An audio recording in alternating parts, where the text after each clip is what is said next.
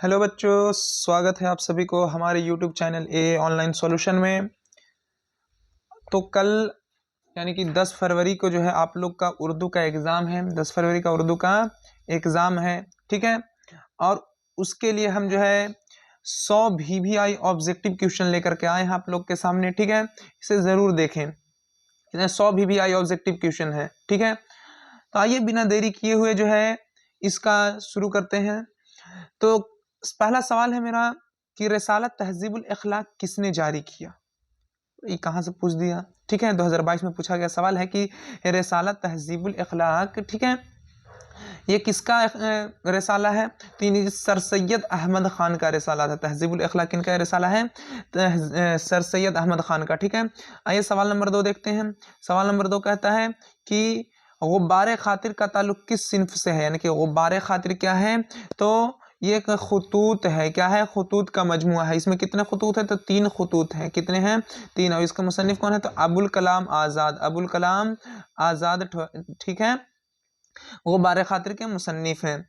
आगे देखिए सवाल नंबर 3 देखते हैं। सवाल नंबर 3 कहता है कि मौलाना आज़ाद के कितने खतूत आपकी किताब में शामिल है। मौलाना आज़ाद के कितने खतूत आपके निसाब में शामिल है। तो आपको पता होगा कि 3 खतूत। कितने खतूत? ऐसे जो गुब्बारे खातिर में कितने खतूत हैं? गुब्बारे खातिर में पूरे 24 खतूत है। कितने खतूत हैं? 24 खतूत हैं। लेकिन 3 खतूत जो है हम लोगों को पढ़ने के लिए दिया गया है, ठीक है। चलिए अगले सवाल की तरफ चलते हैं। अगला सवाल कहता है कि गुब्बारे खातिर किसका मजमुआ है, ठीक है। 2019 और 22 में पूछा गया सवाल है कि गुब्बारे खातिर किसका मजमुआ है। तो ये क्या? खतूत का मजमुआ है। किसका मजमुआ है? खतूत का मजमुआ है। अगला सवाल देखते हैं। अगला सवाल कहता है कि गुब्बारे खातिर में क्या है। गुब्बारे खातिर में क्या है? तो आपको पता होगा कि गुब्बारे खातिर में क्या है, तो खतूत है। क्या है? खतूत, ठीक है। कितने खतूत है? तो 24 खतूत है। ऐसे हम लोग की किताब में कितना दिया है? तो 3 खतूत दिया है। कितना? 3, ठीक है। तो गुब्बारे खातिर में क्या है? खतूत है। आगे देखिए अगला सवाल है कि उर्दू हिंदी और उर्दू मुअल्ला का ताल्लुक किस सिन्फ से है। उर्दू हिंदी और उर्दू मुअल्ला ये क्या है? तो ये खतूत है। क्या है? खतूत है। कितने किसके हैं? तो मिर्जा गालिब के हैं। किसके हैं? तो गालिब के जो है ये खतूत हैं। गालिब अपने दोस्तों और रिश्तेदारों को लगभग जो है 900 खतूत लिखे थे। कितने? 900 खतूत, ठीक है। तो ये भी याद कीजिएगा। आगे सवाल देखते हैं। आगे सवाल कहता है कि मौलाना आज़ाद की अहलिया का क्या नाम था। मौलाना आज़ाद की अहलिया यानी कि बीवी का नाम क्या था? बीवी का नाम क्या था, ठीक है। तो बीवी का नाम था क्या? जुलेखा बेगम। क्या नाम था? जुलेखा बेगम। अगला सवाल की तरफ चलते हैं। अगला सवाल है कि अली सरदार जाफरी उर्दू की किस अदबी तहरीक के नुमाइंदा शायर हैं। अली सरदार जाफरी जो है किस अदबी तहरीक के नुमाइंदा शायर हैं। तो आपको पता होगा कि अली सरदार जाफरी जो है तरक्की पसंद तहरीक का जो है क्या है? नुमाइंदा शायर हैं। अगला सवाल देखते हैं। अगले सवाल की तरफ चलते हैं। अगला सवाल कहता है कि नज्म गुफ्तगू किसकी लिखी हुई है। नज्म गुफ्तगू, गुफ्तगू किसकी लिखी हुई है? क्या एक नज्म है और इसके लिखने वाले कौन है? तो अली सरदार जाफरी। देखिए यहाँ पे सरदार जाफरी, अली सरदार जाफरी।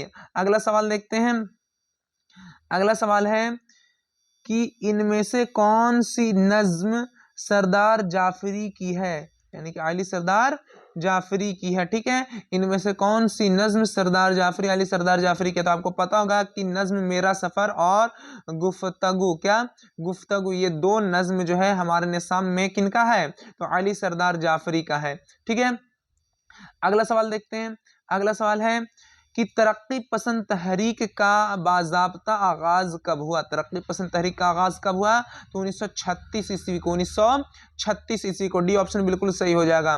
आइए सवाल नंबर 12 की तरफ चलते हैं। सवाल नंबर 12 कहता है निसाब में शामिल गुफ्तगू क्या है। अभी अभी आपको बताया गया कि गुफ्तगू क्या है, तो एक नज्म है। क्या है? नज्म किनका है? तो अली सरदार जाफरी का, अली सरदार जाफरी का, ठीक है। अगला सवाल की तरफ चलते हैं। अगला सवाल कहता है कि नज्म गुफ्तगू को शायर ने किसके नाम क्या है मानून किया। तो आपको पता होगा कि नज्म गुफ्तगू जो है अली सरदार जाफरी ने हिंदो पाक दोस्ती के नाम जो है लिखे थे। किसके नाम? हिंदो पाक दोस्ती के नाम, ठीक है। अगला सवाल की तरफ चलते हैं। अगला सवाल कहता है कि संगे पैराहीन किसकी शायरी का मजमुआ है? संगे पैराहीन बताइए, संगे पैराहीन जो है किसकी शायरी का मजमुआ है? तो आपको पता होगा कि संगे पैराहीन अमीक हनफी का जो है पहला कलाम का मजमुआ है। सबसे पहला कलाम का मजमुआ क्या था? संगे पैराहीन, किनका? अमीक हनफी का। ठीक है, तो 14 का डी ऑप्शन बिल्कुल सही हो जाएगा। आइए सवाल नंबर 15 देखते हैं। सवाल नंबर 15 है कि खेती किसकी नज्म है? खेती। ठीक है, अब इसका मरकजी किरदार क्या है? मरकजी किरदार का नाम क्या है? तो वक्त इसका मरकजी किरदार है। खेती का मरकजी किरदार वक्त है। तो बताइए कि खेती जो नज्म है इसके लिखने वाले कौन हैं? तो आपको पता होगा किसके लिखने वाले हैं? अमीक हनफी। कौन? अमीक हनफी। अगला सवाल की तरफ चलते हैं। अगला सवाल है कि अमीक हनफी की पैदाइश कहाँ हुई? अमीक हनफी की पैदाइश कहाँ हुई? तो आपको पता होगा कि अमीक हनफी की पैदाइश इंदौर में हुई थी। इंदौर में कहाँ? मध्य प्रदेश में। ठीक है, मध्य प्रदेश, इंदौर में। ठीक है, अगला सवाल है। अगला सवाल कहता है कि अमीक हनफी का असल नाम क्या है? अमीक हनफी का असल नाम क्या है? तो आपको पता होगा कि अमीक हनफी का असल नाम अब्दुल अजीज हनफी था। ठीक है, अगला सवाल की तरफ चलते हैं। अगला सवाल है कि दौलत इज्जत ईमान किसके कदमों में पर शायर निसार जो है करना चाहता है? दौलत तो इज्जत ईमान शायर जो है किसके कदमों पर निसार करना चाहता है? ये क्या है? तो बरक़े कलीसा से, क्या? बरक़े कलीसा का ये जो है लिया गया है कि उसमें जो है शायर किस पे जो है दौलत इज्जत ईमान जो है निसार करना चाहता है? तो अपनी महबूबा पे। किस पे? अपनी महबूबा पे। ठीक है, अगला सवाल देखते हैं।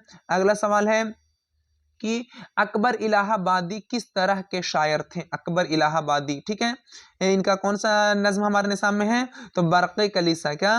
बरक़े कलीसा जो है हमारे निसाब में शामिल है। ठीक है, तो बताइए कि ये किस तरह का नज्म लिखा करते थे? तो जरीफाना नज्म लिखा करते थे। अकबर इलाहाबादी किस तरह का शायर हुए? तो जरीफाना शायर हुए। ठीक है, अगला सवाल है कि दर्जे झेल में से कौन सी नज्म अकबर इलाहाबादी की है? दर्जे झेल में से कौन सी नज्म अकबर इलाहाबादी के? तो अभी अभी आपको बताएं कि अकबर इलाहाबादी का कौन सा नज्म है? तो बरक़े कलीसा। सी ऑप्शन बिल्कुल सही हो जाएगा।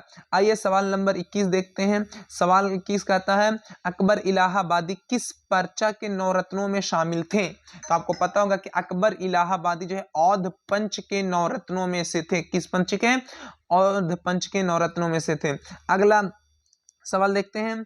अगला सवाल है कि शायर को मिस कहाँ मिली? शायर को मिस कहाँ मिली? तो आपको पता होगा कि शायर को मिस कहाँ मिली थी? तो कलीसा में। कहाँ? कलीसा में। कलीसा का ईसाइयों की इबादत गाह को कहते हैं कलीसा। ठीक है, ईसाइयों की इबादत गाह को क्या कहते हैं? कलीसा कहते हैं। ठीक है, अगले सवाल की तरफ चलते हैं। अगला सवाल है कि नज्म बरक़े कलीसा किस शायर की तख्लीक है? अभी अभी बताया गया कि नज्म बरक़े कलीसा जो है अकबर इलाहाबादी की जो है लिखी हुई है। ठीक है, अगला सवाल देखते हैं।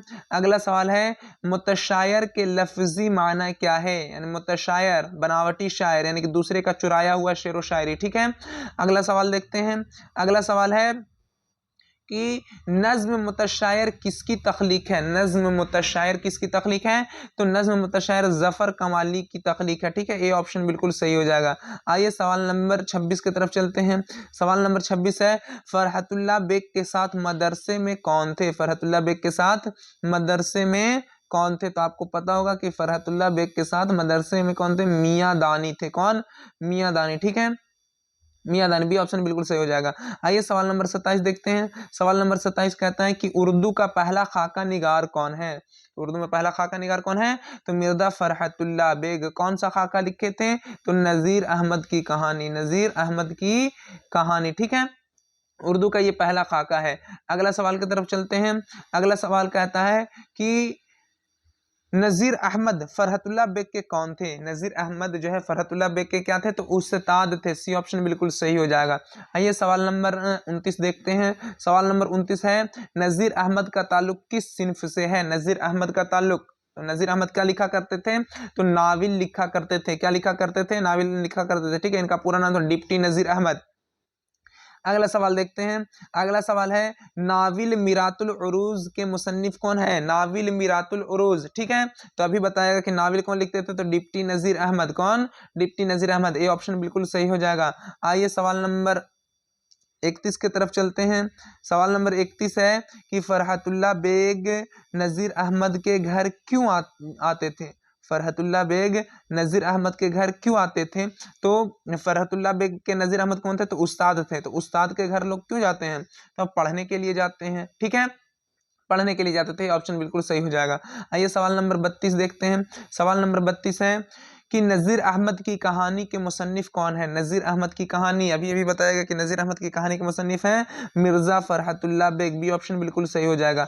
आइए अगला सवाल है, अगला सवाल है कि फरहतुल्लाह बेग शेर खानी में किस तरह की गलतियां करते थे। फरहतुल्लाह बेग जो है शेर व शायरी पढ़ने जाते थे, ठीक है, तो किस तरह की गलतियां करते, किस चीज में, तो आपको पता होगा ये एराब की गलतियां करते थे। और मियां दानी किस में, तो नज्म और नस्र में, नज्म और नस्र में जो है गलती करते थे। ठीक है, अगला सवाल की तरफ चलते हैं। अगला सवाल है कि किसी शख्स की तहरीरी तस्वीर कशी को क्या कहते हैं, यानी कि किसी शख्स की जो है तस्वीर बनाई जाए, ठीक है, उसे क्या कहते हैं, तो उसे खाका निगारी कहते हैं। क्या कहते हैं, खाका निगारी कहते हैं। ठीक है, अगला सवाल की तरफ चलते हैं। अगला सवाल है कि दर्जे झेल में से नाविल कौन है। दर्जे झेल में से नाविल कौन है, यानी कि निम्नलिखित में से नाविल कौन है। तो तौबतुन नुसूह, क्या तौबतुन नुसूह ये नाविल है, किनका नाविल है, तो नज़ीर अहमद का। किनका, नज़ीर अहमद का। ठीक है, ये क्या है, नाविल है। अगला सवाल की तरफ चलते हैं। अगला सवाल है कि इल्म की जमा क्या होगी, तो इल्म की जमा उलूम हो जाएगा। ठीक है, ये जमा वाहिद मतलब एक होता है, वाहिद मतलब एक होता है, और जमा मतलब एक से ज्यादा, जमा का मतलब एक से ज्यादा। तो ठीक है, इल्म एक क्या है, जमा है, इल्म की जमा उलूम। ठीक है, अगला सवाल की तरफ चलते हैं। अगला सवाल है कि जिल्लत की जिद क्या होगी। जिल्लत की जिद, जिल्लत, जिद मतलब उल्टा, विलोम शब्द, उल्टा शब्द। ठीक है, तो बताइए जिल्लत की जिद क्या हो जाएगी, तो जिल्लत की जिद हो जाएगी इज्जत। ठीक है, इज्जत। ठीक है, अगला सवाल है कि तकलीफ की जमा क्या होती है। तकलीफ की जमा बताइए, तो तकलीफ की जमा तकालीफ होती है। क्या होती है, तकालीफ। ठीक है, अगले सवाल की तरफ चलते हैं। अगला सवाल कहता है, अगला सवाल है हमारा क्या कि इम्कान की जमा क्या होगी। इम्कान की जमा क्या होगी बताइए, इम्कान की जमा, इम्कान की जमा क्या होगी, तो इम्कान की जमा हो जाएगी इम्कानात। क्या, इम्कानात। ठीक है, इम्कानात। ठीक है, अगला सवाल की तरफ चलते हैं। अगला सवाल है गुलशन क्या है। गुलशन क्या है, ठीक है, गुलशन एक जगह है। क्या है, जगह आ रहा है, तो क्या हो जाएगा, इसमें ज़र्फ, जगह आए जैसे ही वो क्या हो जाएगा, इसमें ज़र्फ में आ जाएगा। गुलशन क्या, तो बाग को कहते हैं गुलशन। ठीक है, तो बाग एक जगह है कि नहीं, बागीचा। ठीक है, तो ये क्या हो जाएगा, इसमें ज़र्फ हो जाएगा। अगला सवाल की तरफ चलते हैं। अगला सवाल है मिट्टी का तेल किसका मजमून है। मिट्टी का तेल, तो मिट्टी का तेल क्या है, तो ख्वाजा हसन निज़ामी का मजमून है। क्या है, मजमून। ठीक है, अगला सवाल देखते हैं। अगला सवाल है कि आग, हवा, पानी और मिट्टी में सबसे कमतर किसको समझा जाता है, तो सबसे कमतर किसको, मिट्टी को समझा जाता है। सी ऑप्शन बिल्कुल सही हो जाएगा। आइए सवाल नंबर 43 की तरफ चलते हैं। कहता है ख्वाजा हसन निज़ामी के वालिद का क्या नाम था।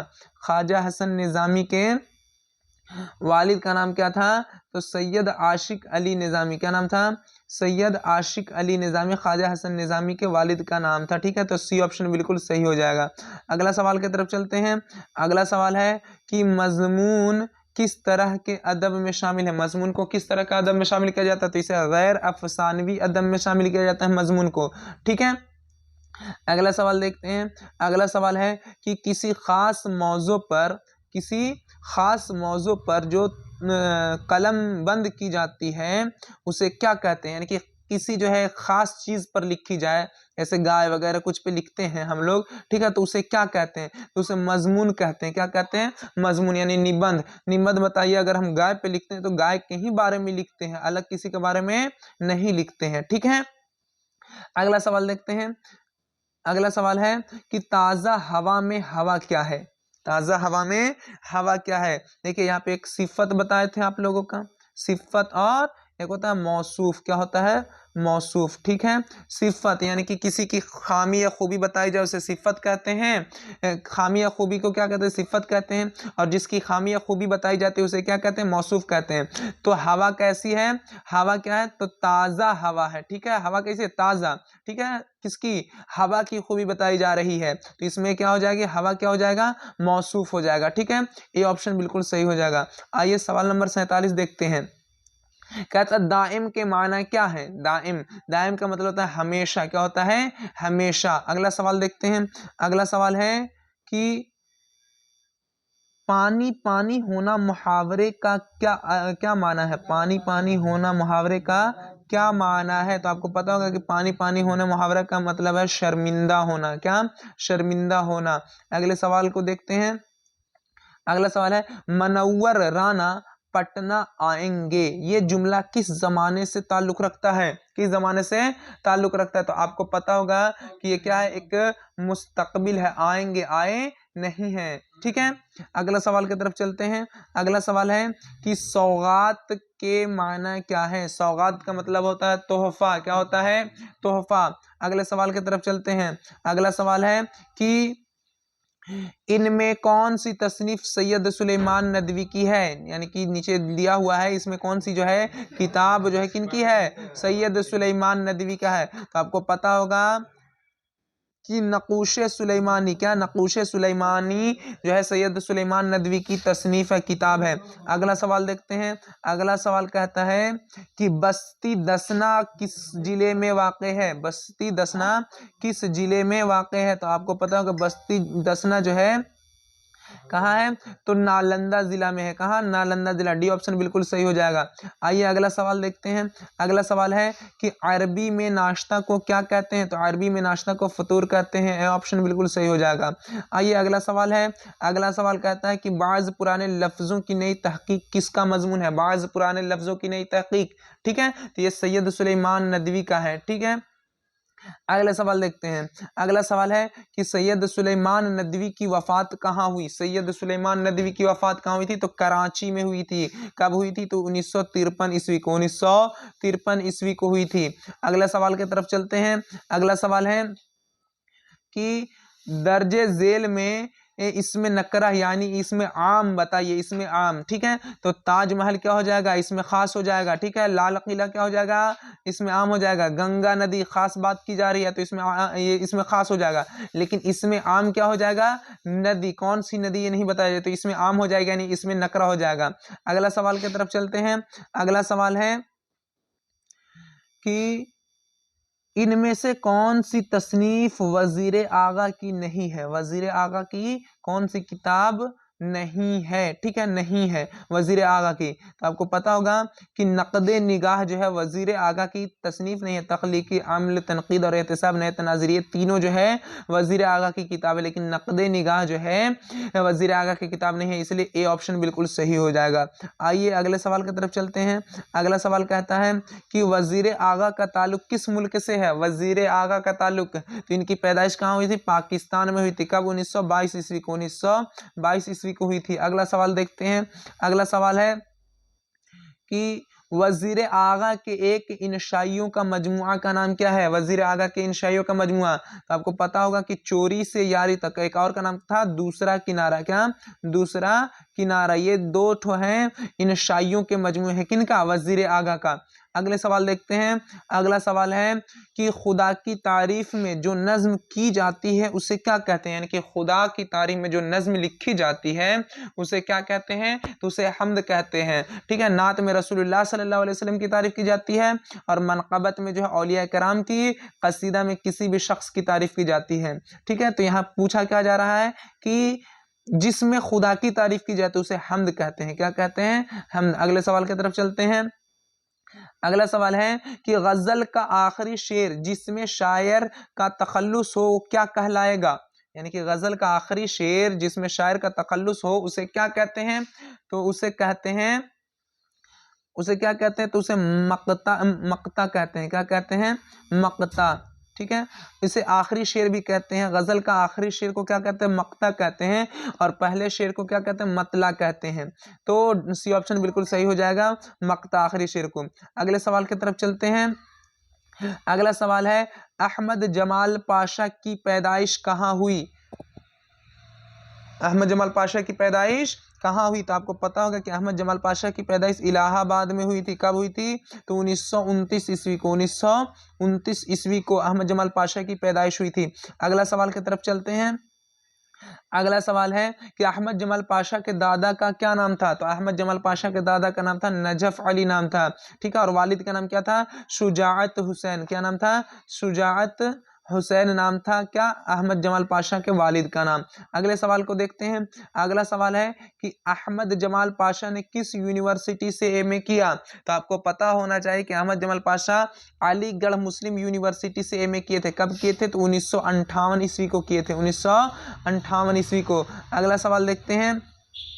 अगला सवाल है ज़किया आफाक इस्लामिया कॉलेज कहाँ है? तो आपको पता होगा ज़किया आफाक इस्लामिया कॉलेज बिहार के सिवान में है। अगला सवाल की तरफ चलते हैं। अगला सवाल है कि अहमद जमाल पाशा की वफ़ात कहाँ हुई? अहमद जमाल पाशा की वफ़ात कहाँ हुई? तो आपको पता होगा कि अहमद जमाल पाशा की वफ़ात पटना में हुई थी। कब हुई थी? तो 1987 ईस्वी को हुई थी, 1987 को हुई थी। क्या होता? तो दिल का दौरा पड़ा था, दिल का दौरा पड़ा था। अगले सवाल की तरफ चलते हैं। अगला सवाल है कि सिवान से अहमद जमाल पाशा का क्या रिश्ता था? सिवान से अहमद जमाल पाशा का क्या रिश्ता था? तो ससुराल का। क्या था? ससुराल का रिश्ता था, वहां ससुराल था, ठीक है। अगला सवाल की तरफ चलते हैं। अगला सवाल है कि हिजरत किसका इंशाइया है? हिजरत किसका इंशाइया? तो अहमद जमाल पाशा का। किसका? अहमद जमाल पाशा का। अगला सवाल है कि जन्नत से हुक्म सफर किसे हुआ? जन्नत से हुक्म सफर किसे हुआ? तो आपको पता होगा कि हजरत आदम अलैहिस्सलाम को, हजरत आदम अलैहिस्सलाम को जन्नत से हुक्म सफर हुआ था। अगले सवाल की तरफ चलते हैं। अगला सवाल है कि बंजारों को और किस नाम से पुकारा जाता है? बंजारों को और किस नाम से पुकारा जाता है? तो खाना बदोश के नाम से। किस नाम से? खाना बदोश के नाम से। सी ऑप्शन बिल्कुल सही हो जाएगा। अगला सवाल है कि अहमद जमाल पाशा का खास अदबी मैदान क्या था? अहमद जमाल पाशा का खास अदबी मैदान तो तंजो ज़राफ़त था। क्या था? तंजो ज़राफ़त। ए ऑप्शन बिल्कुल सही हो जाएगा। अगला सवाल है कि मुझसे वह कल मुझसे मिलने आया था, ये जुमला किस जमाने से ताल्लुक रखता है? देखिए था लगा हुआ है। क्या लगा हुआ है? था, यानी कि गुजर गया है। तो ये क्या? माजी से। और गुजरे हुए क्या कहते हैं? माजी कहते हैं, ठीक है। अगला सवाल की तरफ चलते हैं। अगला सवाल है कि आगाज की जिद क्या होगी? आगाज की जिद क्या होगी? उल्टा। उल्टा क्या? उल्टा शब्द क्या हो जाएगा आगाज का? आगाज मतलब शुरुआत, ठीक है। इसका हो जाएगा अंजाम। अंजाम का मतलब आखिर। अगला सवाल की तरफ चलते हैं। अगला सवाल है कि क्या है? 9 दु 11 होना क्या है? 9 दु 11 होना क्या है? देखिए ना लगा हुआ लास्ट में, जिसमें ना लगा हो वो क्या हो जाएगा? मुहावरा। अगला सवाल की तरफ चलते हैं। अगला सवाल है कि बागो बहार किस दुर्वेश की कहानी से माखूज है? बागो बहार आपको पता होगा कि ये चौथे दुर्वेश की कहानी से माखूज है, ठीक है। और कब लिखी गई थी? तो 1801 ईस्वी को लिखी गई थी, ठीक है। उस समय इसका नाम था चहार दुर्वेश नाम था, ठीक है। आइए चलते हैं अगला सवाल की तरफ। अगला सवाल है कि उर्दू की पहली अदबी दास्तान की निशानदेही की, यानी कि उर्दू में सबसे पहली बार यानी कि पहली जो दास्तान लिखी गई थी उसका नाम क्या था? तो उसका नाम था सबरस। इसके लिखने वाले कौन थे? मुल्ला वजही थे। कौन? मुल्ला वजही, ठीक है। अगले सवाल की तरफ चलते हैं। अगला सवाल है कि बागो बहार का ताल्लुक किस सिन्फ से है? अभी अभी बताएगा कि बागो बहार क्या है? एक दास्तान है। क्या है? दास्तान। डी ऑप्शन बिल्कुल सही हो जाएगा। अगला सवाल की तरफ चलते हैं। अगला सवाल है कि किसकी ख्वाहिश पर मीर अमन ने बागो बहार जैसी किताब लिखी? बताइए किसकी ख्वाहिश पर मीर अमन ने बागो बहार जैसी किताब लिखी थी? तो आपको पता होगा कि जॉन गुलक्रिस्ट की ख्वाहिश पर जो है मीर अमन ने बागो बहार जैसी किताब लिखी थी। किसकी ख्वाहिश पर? तो जॉन गुलक्रिस्ट की ख्वाहिश पर। बी ऑप्शन बिल्कुल सही हो जाएगा। आइए अगला सवाल देखते हैं। अगला सवाल है कि बागो बहार किस फारसी किताब का तर्जमा है? अभी अभी बताया गया कि इसका नाम क्या था, तो किस्सा चहार दुर्वेश नाम था, ठीक है, और इसी किताब से इसे क्या तर्जमा कर लिया गया है। तो बागो बहार किस किताब का तर्जमा है, तो किस्सा चहार दुर्वेश। अगले सवाल की तरफ चलते हैं। अगला सवाल है, भूषण सिंह किस अफसाना का किरदार है?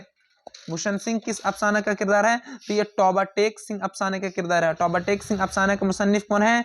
तो सआदत हसन मंटू। कौन? सआदत हसन मंटू जो है किसका? तौबा टेक सिंह अफसाने के मुसन्निफ है। अगले सवाल की तरफ चलते हैं। अगला सवाल है, मंटू की वफात कहाँ हुई थी? सआदत हसन मंटू की वफात कहाँ हुई थी? तो आपको पता होगा कि इनकी वफात लाहौर में हुई थी। कब हुई थी? 1955 ईस्वी को। 1955 ईस्वी को। आइए अगला सवाल की तरफ चलते हैं।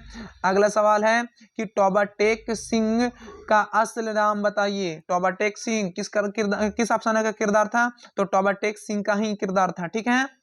अगला ये क्या कर रहा है, तो इनका असल नाम, इसका असल नाम पूछ रहा है, तो इसका असल नाम था भूषण सिंह नाम था। क्या नाम था? भूषण सिंह। अगला सवाल की तरफ चलते हैं। अगला सवाल है, अगला सवाल क्या कहता है कि उर्दू का पहला अफसाना नशे की पहली तरंग के मुसन्निफ कौन है? उर्दू का पहला अफसाना कब शाया हुआ था? तो 1900 ईस्वी को। कब शाया हुआ था? 1900 ईस्वी को। तो बताइए कि इसके जो है मुसन्निफ कौन है? तो आपको पता होगा कि सज्जाद हैदर यल्दरम जो है उर्दू के पहले अफसाना निगार हैं, और उर्दू के पहले अफसाना निगार हैं, तो इसके लिखने वाले, नशे की पहली तरंग को लिखने वाले कौन है? तो सज्जाद हैदर यल्दरम। अगला सवाल देखिए। अगला सवाल कहता है कि तौबा टेक सिंह किसका अफसाना है? तौबा टेक सिंह अभी अभी बताया गया, ये सआदत हसन मंटू का अफसाना है। अगले सवाल की तरफ चलते हैं कि इनमें से जिलानी बानो के अफसानों का मजमुआ कौन है? जिलानी बानो के अफसाने मजमुआ, ठीक है, बताइए। तो ये क्या? रोशनी के मीनार। क्या? रोशनी के मीनार जो है जिलानी बानो के अफसानी मजमुआ। रोशनी के मीनार, निर्वाण, पराया घर, ये सब था ना, ये किनका था? तो जिलानी बानो का था। अगले सवाल की तरफ चलते हैं। अगले सवाल है, अगला सवाल हमारा है, नाविल बारिश संग के मुसन्निफ कौन है? बारिश संग, एक का नाम था ईवाने गजल। क्या नाम था? ईवाने गजल नाम था, ठीक है। तो बताइए कि किनका ये नाविल था? तो आपको पता होगा कि क्या जिलानी बानो का नाविल था। किनका नाविल था? जिलानी बानो का। अगले सवाल की तरफ चलते हैं। अगला सवाल है कि अफसाना प्रॉमिस में कितने भाइयों का तज़किरा है? अफसाना प्रॉमिस में कितने भाइयों का तज़किरा है, यानी कि जिक्र है? बताइए। आपको पता होगा कि 4 भाई थे। कौन कौन? जमशेद, हमीद, खुर्शीद, ठीक है, और एक का नाम क्या था? रशीद, ठीक है। ये 4 भाई थे। अफसाना प्रॉमिस में कितने भाइयों का जिक्र था? तो 4। ये ऑप्शन बिल्कुल सही हो जाएगा। आइए अगले सवाल की तरफ चलते हैं। अगला सवाल है, शफी जावेद किस अफसाना से वाबस्ता हैं? किस सिन्फ से वाबस्ता है? तो क्या? अफसाना से। किससे? अफसाना से। अगला सवाल की तरफ चलते हैं। अगला सवाल है कि उर्दू में मुख्तसर अफसाने की सिन्फ कहाँ से आई है? उर्दू में यानी हमारे पास आई है ये सिन्फ अफसाना, ये कहाँ से आई है? तो ये जो है मगरिब से आई है हमारे पास। अगले सवाल की तरफ चलते हैं। अगला सवाल कहता है कि शफी जावेद का आबाई वतन कहाँ है? शफी जावेद का आबाई वतन बताइए आप लोग। तो शफी जावेद का आबाई वतन गया है। ए ऑप्शन बिल्कुल सही हो जाएगा। अगले सवाल की तरफ चलते हैं। अगला सवाल है कि शफी जावेद के पहले अफसाना का उन्वान क्या है? तो आपको पता होगा कि आर्ट और तंबाकू। क्या? आर्ट और तंबाकू। ये कब शाया हुआ था? 1953 ईस्वी को। कब? 1953 ईस्वी को जो है ये पहला जो है अफसाना लिखे थे आर्ट और तंबाकू के नाम से। अगले सवाल की तरफ चलते हैं। क्या कहता है अगला सवाल कि भोले बसरे गीत किसका अफसाना है? भोले बसरे गीत किसका अफसाना है? तो आपको पता होगा भोले बसरे गीत जो है शफी जावेद का अफसाना है। इसका मरकजी किरदार कौन है? तो अजीज अहमद। कौन? अजीज अहमद है मरकजी किरदार। अगले सवाल की तरफ चलते हैं। अगला सवाल है कि जर्नलिस्ट रवि रंजन अजीज अहमद के कौन थे? जर्नलिस्ट रवि रंजन अजीज अहमद के कौन थे? तो पुराने दोस्त थे। क्या? कौन थे? पुराने दोस्त। ए ऑप्शन बिल्कुल सही हो जाएगा। अगला सवाल है, अगला सवाल है कि इनमें से कौन सा अफसाना निगार शामिल निसाब है? यानी कि नीचे दिए हुए इनमें कौन जो है अफसाना निगार हमारे निसाब में है? तो शौकत हयात के बारे में पढ़े अपने किताब में? नहीं। हसीनुल हक के बारे में भी नहीं पढ़े, अब्दुस समद के बारे में भी नहीं पढ़े, लेकिन सलाम बिन रज्जाक के बारे में हम लोग पढ़े, यानी कि ये हमारे निसाब में शामिल है। तो बी ऑप्शन बिल्कुल सही हो जाएगा, सलाम बिन रज्जाक। अगले सवाल की तरफ चलते हैं। अगला सवाल है, इनमें से किस अफसाना निगार को साहित्य अकेडमी अवार्ड से नवाजा गया? तो किनको नवाजा गया था? सलाम बिन रज़्ज़ाक़ को। सलाम बिन रज़्ज़ाक़ को कब? 2004 ईस्वी को। 2004 ईस्वी को साहित्य अकेडमी का अवार्ड दिया गया था। अगले सवाल की तरफ चलते हैं। अगला सवाल है कि सलाम बिन रज़्ज़ाक़ की पैदाइश कहाँ हुई? सलाम बिन रज़्ज़ाक़ की पैदाइश कहाँ हुई थी? ठीक है, तो आपको पता होगा कि सलाम बिन रज़्ज़ाक़ की पैदाइश पनवेल, महाराष्ट्र के पनवेल में, महाराष्ट्र के पनवेल में हुई थी। सलाम बिन रज़्ज़ाक़ की पैदाइश कब? 1941 ईस्वी को। 1941 ईस्वी को। अगला सवाल की तरफ चलते हैं। अगला सवाल है कि अफसाना इब्राहिम सक्का का मरकजी किरदार कौन है? तो अफसाना इब्राहिम सक्का का मरकजी किरदार कौन है? तो इब्राहिम सक्का खुद है। ठीक है, तो बी ऑप्शन बिल्कुल सही हो जाएगा। अगला सवाल है कि इनमें से कौन सी तसनीफ सलाम बिन रज़्ज़ाक़ की नहीं है? सलाम बिन रज़्ज़ाक़ की कौन सी तसनीफ नहीं है? बताइए आप लोग, बताइए सलाम बिन रज़्ज़ाक़ की कौन सी तसनीफ नहीं है? तो आपको पता होगा कि बारिश संग जो है सलाम बिन रज़्ज़ाक़ का लिखा नहीं है, बल्कि ये किनका है? तो जिलानी बानो का है। किनका है? जिलानी बानो का। अगले सवाल की तरफ चलते हैं। अगला सवाल है कि शफी जावेद की पैदाइश कहाँ हुई थी? शफी जावेद की पैदाइश कहाँ हुई? तो आपको पता होगा कि शफी जावेद की पैदाइश मुजफ्फरपुर में हुई थी। कब हुई थी? तो 1935 ईस्वी को। 1935 ईस्वी को। सी ऑप्शन बिल्कुल सही हो जाएगा। आइए आज के लास्ट सवाल की तरफ चलते हैं।